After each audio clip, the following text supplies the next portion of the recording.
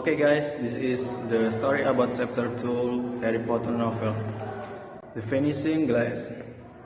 It's about 10 years later, and the Dursley home looks the same. The Dursley treat their son Dudley way better than they do Harry, who sleeps in a cupboard under the stairs. Harry's Aunt Petunia wakes him up from a dream he remembers having before, about a motorcycle that flies.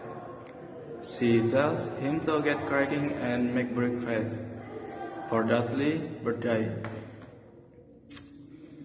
The house is full of presents for Dudley, who's fat and lazy.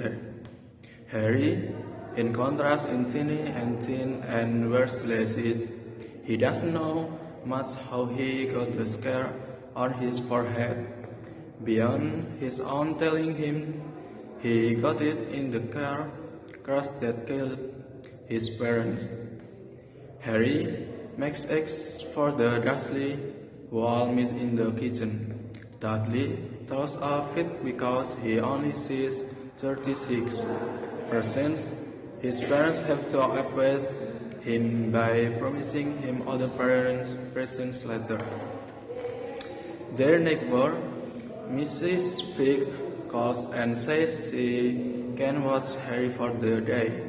It means that Harry is going to get to go with the Dursley on this birthday outing, instead of being left behind as he usually is, although Dudley pretends to cry in the hope of keeping Harry from joining them on their zoo and on their trip to the zoo. Worried about leaving Harry alone in the house, he gets to go with them and Dudley's friend's family to the zoo. Mr. Dursley warns Harry not to do anything suspicious at the zoo, and Harry promises he won't. Sometimes tough, suspicious stuff just happens, and there's nothing Harry can do about it.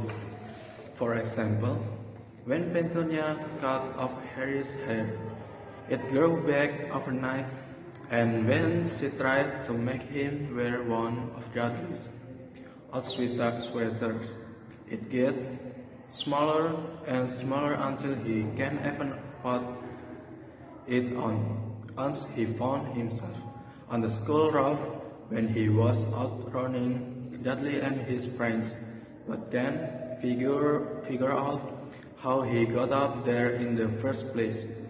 On their drive to the zoo, Harry shares his dream about the flying motorcycle. Mr. Dursley yells at him, "That's impossible."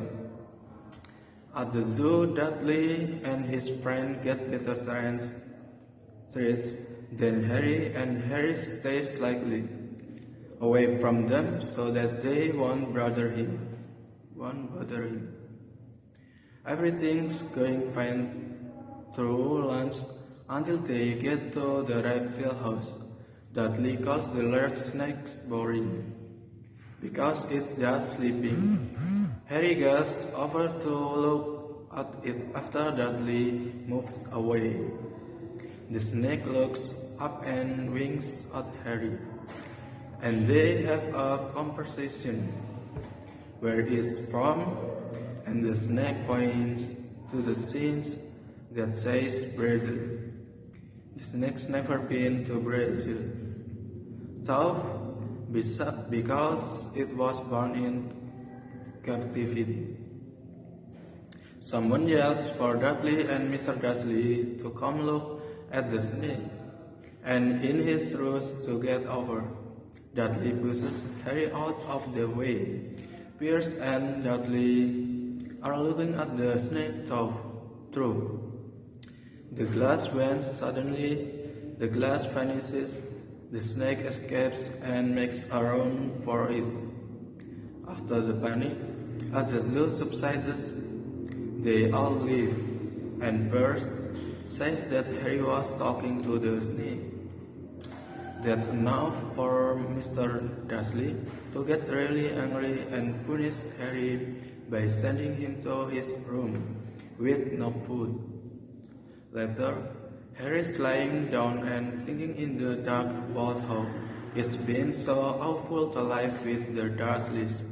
He doesn't remember much about how his parents died, except for a strange green light. He misses them and has fantasies about escaping from the Dursleys.